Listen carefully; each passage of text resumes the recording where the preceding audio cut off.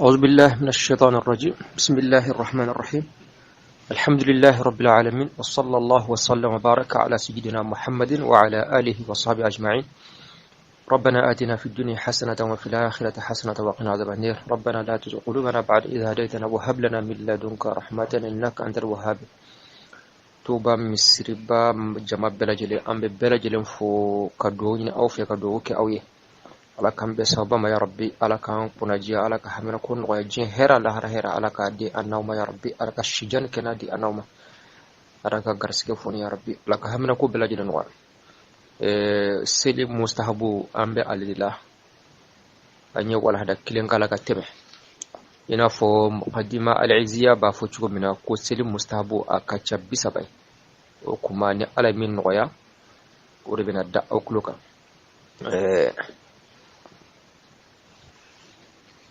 na'am wala da temene anye damaro fo anjora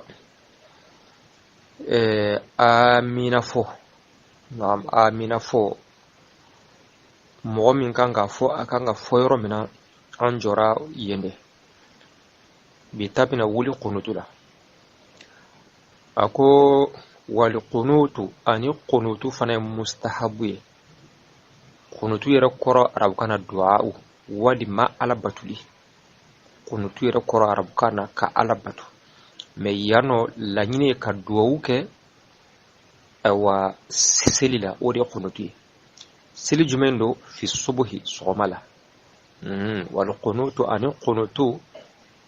du'a kalani fi subuhi soma silla faqat soma sili dorombe qunutu te kala sili warla onga tasrala بعد الفراغ كلالي كوفي من القراءة كلانا في الركعة الثانية أركان فلاننا قبل الركوع كاكو كمبركم نليني سرا بنولا ولا دونك أو قنوتو نيني أكيتشوي أبي كلا سوما كلم بيودلا أركان فلانا فانا أركان فلوتي arakan flana mi fana koda ka suri klana kala na pew i alhamdu soran kala i kanga soran min kala wal me kanga aya min kala yo kala ngo ban pew ukma yani ki kumbere kun fana mine abe kala fana gundola awa pasi do wudo alma malik kam madhabila do kanga gundore wori ka mango hare amina fo o fana akanno ka gundo kada ka do wudo bo kunutu fana do wude ye abi gundo na'am bo ni ako akanka ke arakan flana ni kalange ka ba yani ki kumuru kumene be kunutu kala bo ibe kunutu kala bo ni inyinana kai kumuru kumene ni wulla ibse ka kala har ni tugu ko kere o kan har ni tugu ere iyo ruku ike kasroga wuli ka joka kunutu kala were fana be me ka kala yali ki kumberku mine ori kafsa kateme ikake kumberku mine kofe wa lafzuhu ani qunutu lafzu fana o fana yi mustahabu bon walima wa lafzuhu aywa ani qunutu lafzu ko fana kala o mustahabu bi maana qunutu ango qunutu yi ka duwo ke so masella bo duwo kacha do kacha absaka ke do chama na qunutu la me al-imam maliki yeminta no yi umar ibn khattab ka aywa riwaya ni umar yara kuma to ko kala kuma al-imam maliki yo de suwandi kuma yake ka qunutu ko ye o fara ye adama mustahabu wa huwa o qunutu ni wore fleni allahumma inna nasta'inuka ala ambe de men yinife wa nastaghfiruka ambe ya fanyinife wa nu'minu bika andale be alala ونتوكل عليك أما نجي سمعك ونثني عليك الخير أم بهيرة تنوئي عليك كله هيرة بلجلي نشكرك أم ببركده ولا نكفرك أنت فسر ولا كافر نيك كافر فسر ولا يهيرة منون كاني أنت فسر ولا ونخنع أم بمجي لك علي ونخلع أم بكولي أم ngunan kabo ko jugu bela jelera muradu yambe ko jugu ne ala kutamba bela jele ni katui ambe bokko jugu bela jelena wa natruku man ambe matoy yakfuruka ni obe ala fisri waliya mamin be kafiya ni alai elle foitano tiki chambu yikutoy allahumma ala iyyaka na'budu ambe ala kelempe batu walaka nusalli ambe sili ala de wa nasjudu ambe sujudi ala de wa ilayka nas'a ambe barake katra ala de makui wa nahfidu ambe teliya katra ala de ba pasanga ko be laban ala de narju rahmataka ambe ka hina jigiya wa nakhafu azabaka ambe siraika yangangata nye alijidda minka gele yangata mi sebe alquran ka gele ala kan kishama inna azabaka alaka yangangata mulhiqun uyu kubaye bil kafirina ni kafiruye okora be kafiru soro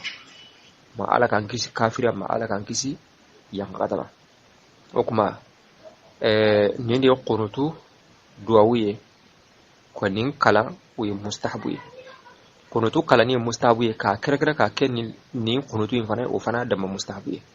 na an kala mena ke adaba meshaziye pour que la melakala una nafasrala una saka adursi inshallah okuma wa du'a ani du'a fana mustahabuye o kannindo ba'da at-tashahhud ath-thani tahiyya flana kofe o koro jumenye seli salamu be blasi libna parce que na fara tahiyya flana o ye nasro seli min tahiyya flabe ala ko seli mi arakan sabayi wal marakan nani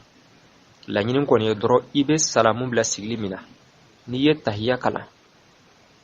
tahiyya kala ni sunna ibe soli ke ala kiraka o fana sunna o kuma ni klalo be duwa uke ifle duwa minke o kannendo ni se arabu kana ibake arabu kana ni se arabu kana ibake ikakana ibe kamindo fuitala ya famu hari ni bi se arabu kana ki tuku ka duwa uke kanwarela atesili chiemme konendo ifse ka duwa uke arabu kana ko toy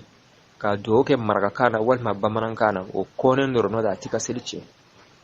ni se arabu kana ibake ka kana jin hammi la rahami o kuma ukanneno na'am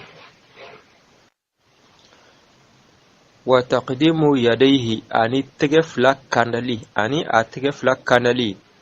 hina yahwi kuma mina nabe bihima ni tegefla nye lisujudi katara sujudi ma ala rukibatayhi aqulu flakana akumrikum flanye kuma o fana ye mustahabu ni bita sujudi la ibijija itegefla ka daduguma folo ka ko ikumrikunya ha donc sujudi bekete kana kumrikum fla da folo ka soroka ewa tegefla da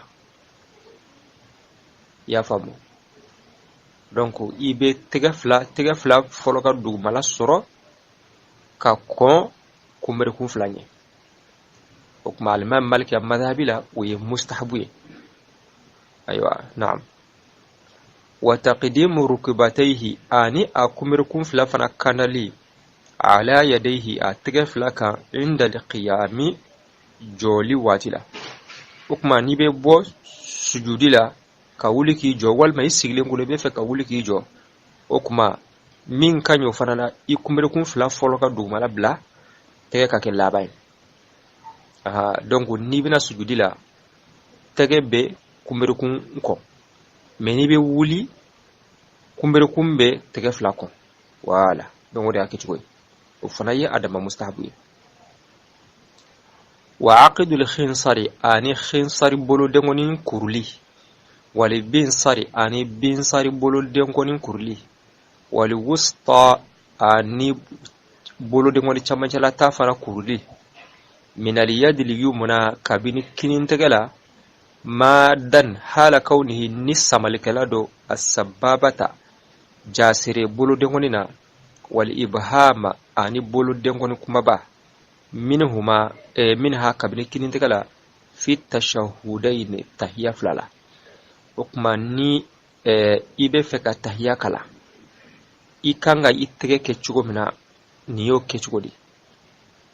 bolo de ngon fitini arabu kana be fo ma khinsar bolo de ngon fitini minga suruna be o khinsari mimbe da o kan o binsar arabu kana chama charotani o wustai ma jasir dulmani ni bi bolo shi mo wala fle min shi aywa walma ni be tahiyya kala ifle min firifiri wa be fodi mako aywa as-sababa ma bolo de ngor kuma bani we ibhamai o ma ni be tahiyya kala ibe saban bela jelen kuru bolo de ngon fitini ani flami be daw kay bo bela jelen kuru o kuma jasere doroma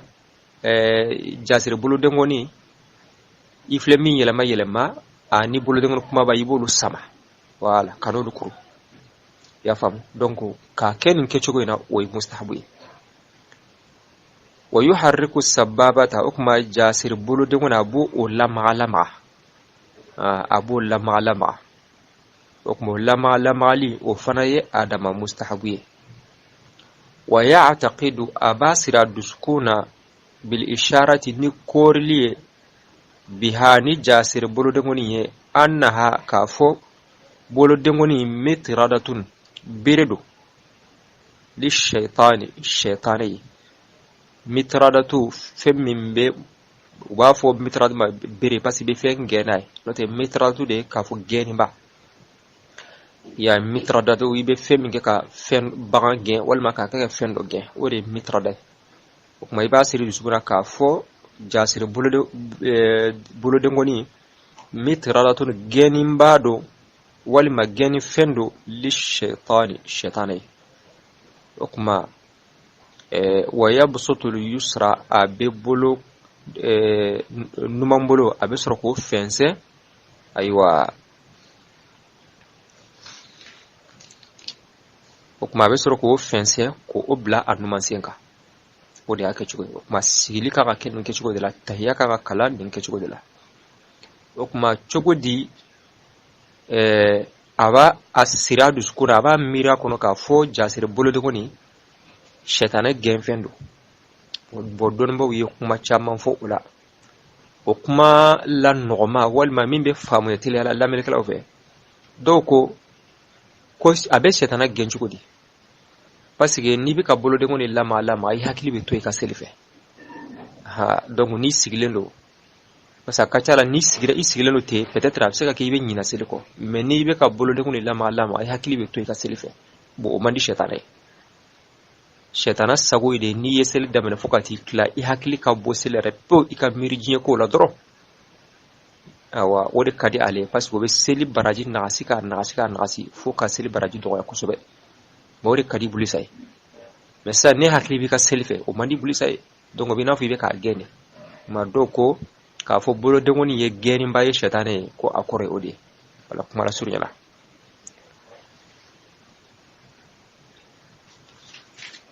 wa wadu'u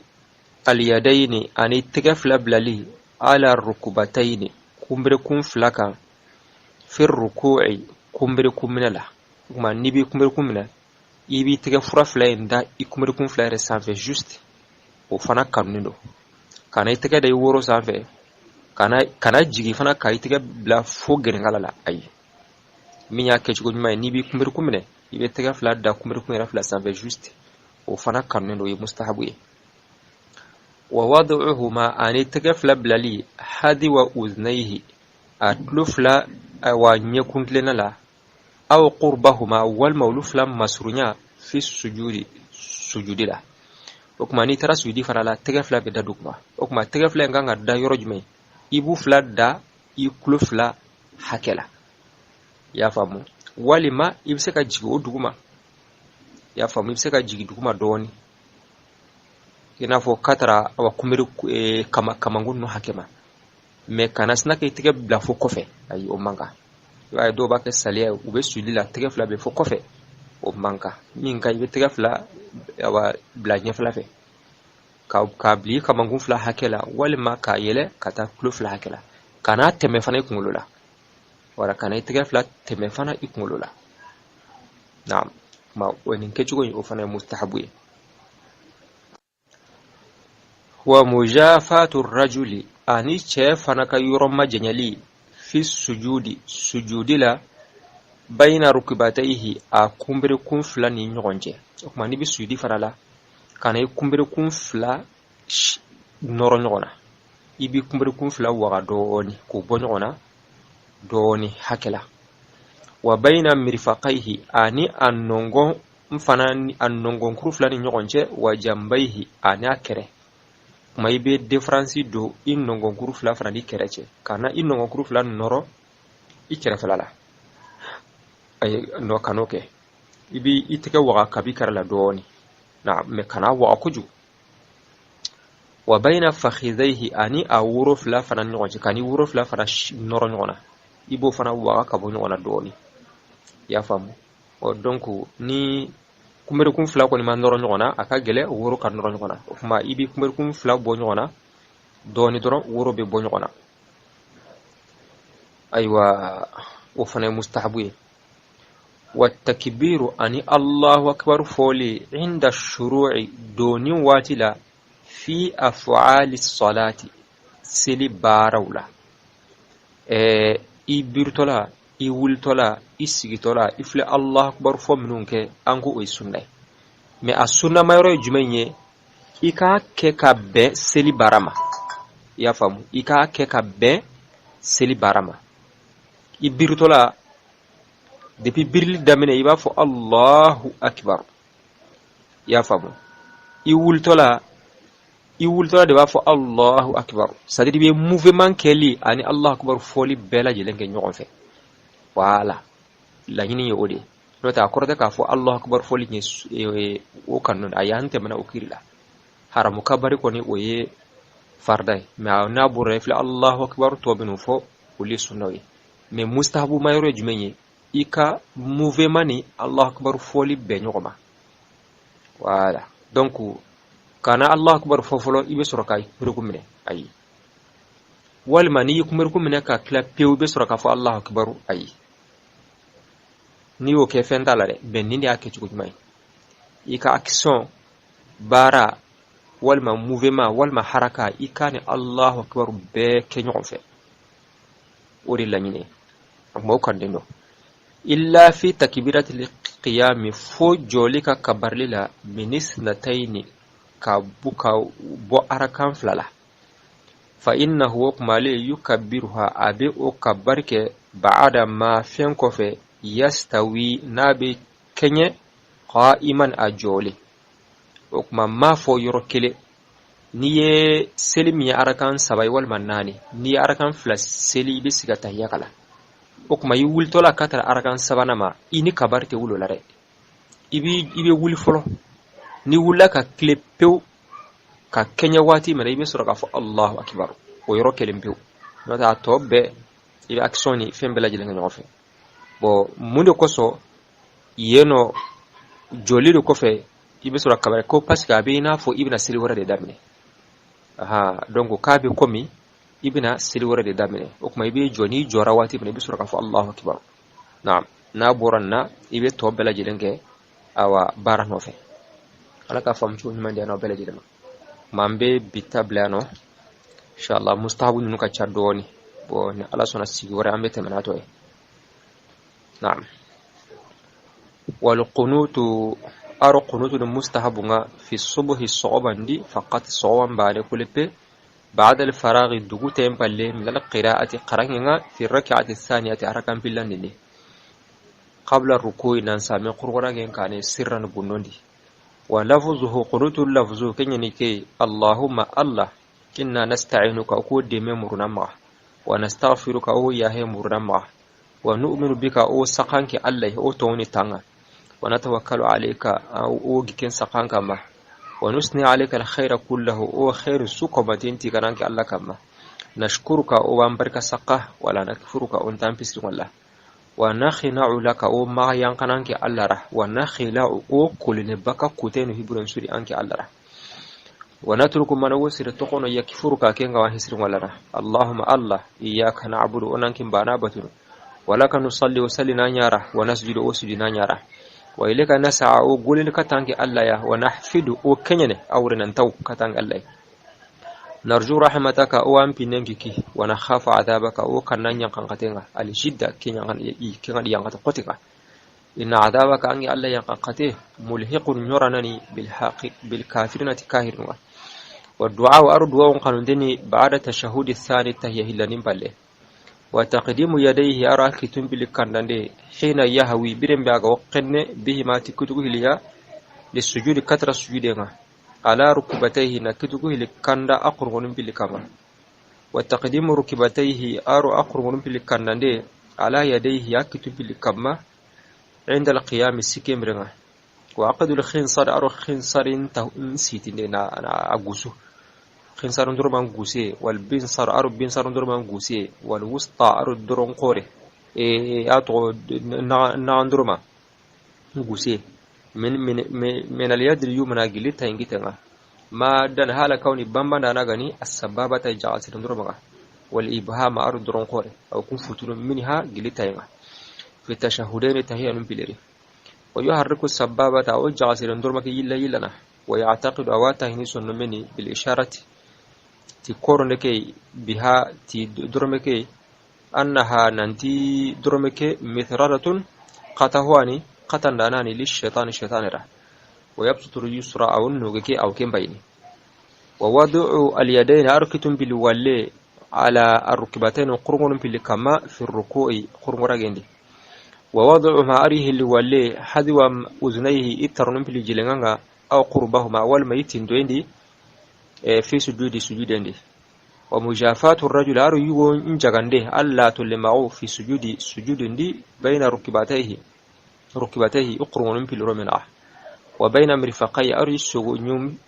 سوغين تمون في الرمنع وجنبيه أرو تتم بالله وبين فخذيه أرو يو تقوم بالرمنع والتكبير أرو كبري نكوني عند الشروع اللوين برنا في أفعال الصلاة سلم قلوني إلا في تكبيرة القيام ما كانت سكين كبرنيري من اثنتين جل أركانه ليا فإنه كي يكبرها أو كين كبرنينا بعد ما هم بل يستوي أو نيرنو قائما السكاني نعم إن شاء الله أرنافا موصلين نراعي اللهم صل على سيدنا محمد وعلى آل سيدنا محمد وسلم اللهم إنا نستعينك ونستغفرك ونؤمن بك ونتوكل عليك ونثني عليك الخير كله نشكرك ولا نكفرك ونخنع لك ونخلع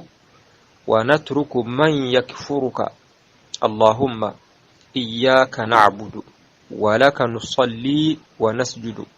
وإليك نسعى ونحفد نرجو رحمتك ونخاف عذابك الجد إن عذابك بالكافرين ملحق